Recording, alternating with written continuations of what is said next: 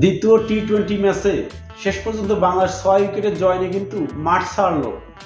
কিন্তু একটা কথা কিন্তু থেকেই যায় যে বাংলাদেশ যে জিম্বাবুয়েকে ডেকে নিয়ে আসছে বিশ্বকাপের আগে বাংলাদেশে হয়তো কিসের জন্য যে প্রস্তুতিটা বাংলাদেশের জন্য বিশ্বকাপের জন্য খুব ভালো হয়, সেই কারণে কিন্তু বাংলাদেশ জিম্বাবুয়েকে ডেকে নিয়ে আসছে যাতে ব্যাটিং বোলিং ভালোভাবে ঝালাই করে নিতে পারে। কিন্তু আদৌ কি সেটি সম্ভব হচ্ছে যে জিম্বাবুয়ের মতন একটা দলের সাথে যে 138 রান চেস করতে নেমে যদি বাংলাদেশের ধুঁকতে হয় তাহলে কি হলো? জিম্বাবুয়েকে ডেকে এনে কি লাভ হলো? যে বাংলাদেশ মনে করেন 139 রানের টার্গেট আছে জিম্বাবুয়ে, সেই 139 রানের টার্গেট শেষ করতে যায় মনে হচ্ছিল একটা সময় বাংলাদেশ হেরে যাবে। মাঝখানে যে সময় বৃষ্টি নামছিল বাংলাদেশের তখন রান সংখ্যা কিন্তু 10 ওভারে 61 রান। ওই সময় যদি মনে করেন ওই বৃষ্টি যদি না থামতো তাহলে কিন্তু বাংলাদেশের চরম হার, কারণ ডাকলিস পদ্ধতিতে বাংলাদেশ হেরে যাবে। সবাই মরে কিন্তু তখন ভয় কাজ করছিল যদি এই বৃষ্টি না থামে তখন কি হবে, বাংলাদেশ তো হেরে যাবে। লিটন শান্ত বরাবরের মতো কিন্তু আজকেও আবারও ব্যর্থ। শান্ত এবং লিটন দুইজনে কিন্তু আজও প্রথম টি-20 মতন বরাবরের মতন ব্যর্থ আছে। তারা যেভাবে খেলতেছে মনে হচ্ছে না যে তারা টি-20 খেলতে নামছে, তাদের খেলা দেখে মনে হচ্ছে তারা ওয়ানডে খেলতে নামছে।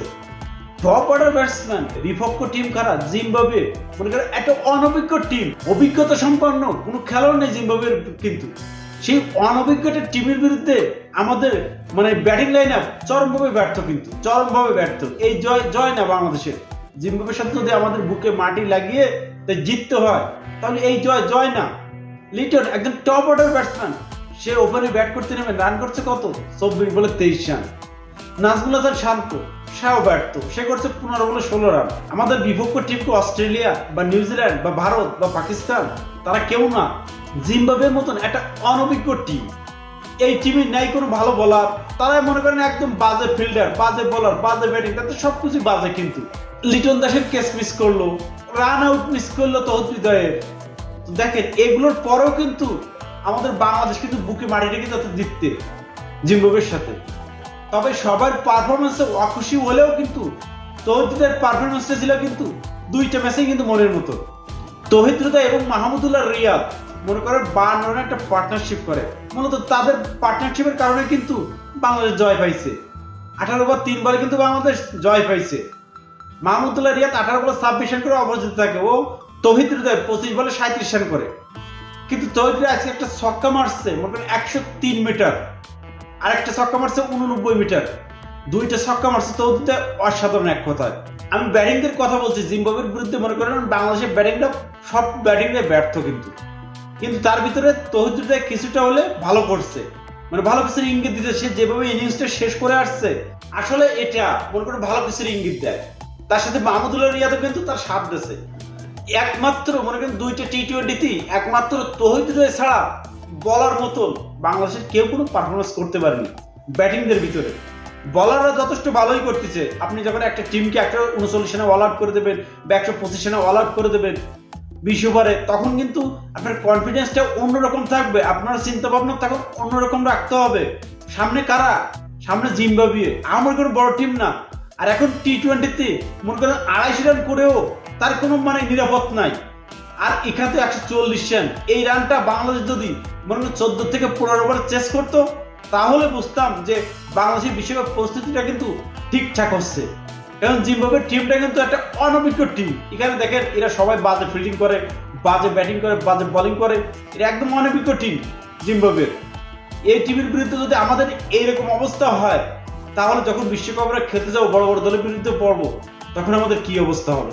নাজমুল হাসান শান্ত ও লিটন দাস যে ধরনের পারফর্ম করতেছে, এদের দুজনকে টি-20 বিশ্বকাপ থেকেই মনে করেন বাদ দেওয়া উচিত।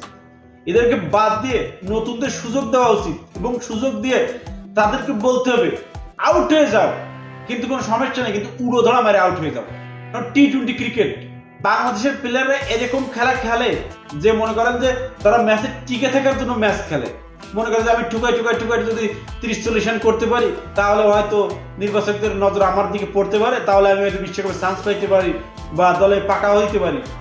যার কারণে কিন্তু বাংলাদেশের প্লেয়ার এইরকম খেলা করে, কারণ মাইন্ডই নাই যে এসেই কিন্তু যে ছক্কা সারি ফুল ধরিতে একটা সুন্দর একটা ইনিংস খেলবো।